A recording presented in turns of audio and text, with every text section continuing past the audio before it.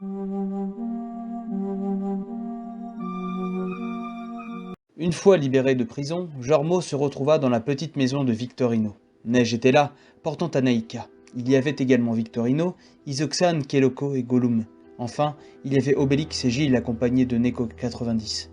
Tous étaient réunis autour d'une grande table en bois, épuisés mais heureux d'être ensemble. Jormo raconta son histoire expliquant les effets pervers de l'anneau. Il expliqua comment il se sentait accro au voyage dans les univers fictifs et comment il était de plus en plus difficile de s'en passer. Il confia ses craintes à ses amis, qui l'écoutèrent avec attention et compassion. Nous ne pouvons pas retourner au village, pas après ce qui s'est passé là-bas. Nous sommes tous recherchés maintenant. Mais où allons-nous alors? Nous ne pouvons pas vivre constamment, en fuite et surtout avec notre fille. Il y a des cavernes et des grottes dans les montagnes à quelques kilomètres d'ici. Nous pourrions nous cacher là-bas. Et comment allons-nous survivre? Nous ne pouvons pas chasser et pêcher dans les cavernes. Nous pourrions trouver à notre village, peut-être même à notre pays. Il y a tellement de territoires à explorer. Pourquoi ne pas simplement combattre et vaincre le roi Krix et sa bande? Nous sommes tous forts. Oh oui, combattre et tuer, c'est toujours la solution pour vous, les grands et forts.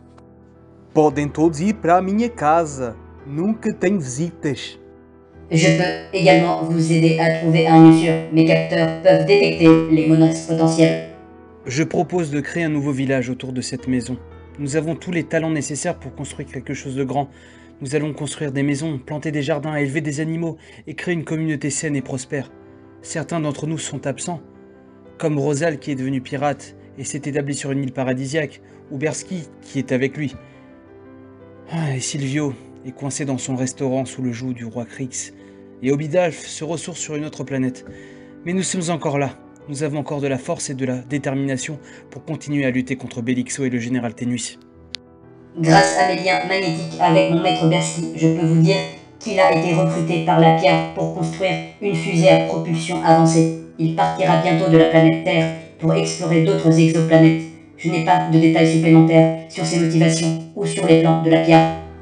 Le groupe resta silencieux, choqué par les révélations de Neko 90. Jormo se leva d'un bond de sa chaise, les poings serrés, la colère se lisant clairement sur son visage.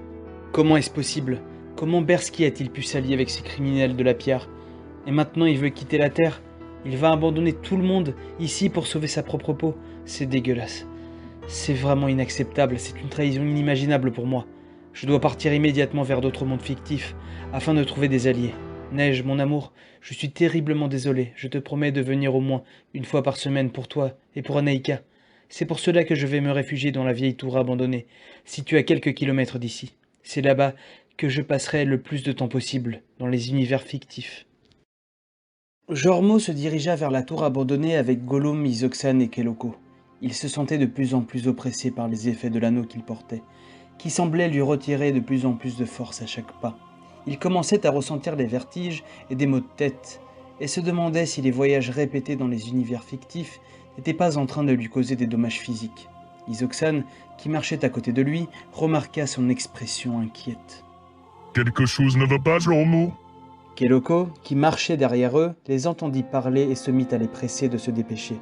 Gollum, qui était resté silencieux jusque-là, s'approcha de Jormo et lui dit « Je comprends parfaitement ce que vous ressentez, mon précieux. Calme, calme. » La grande tour abandonnée était devant eux.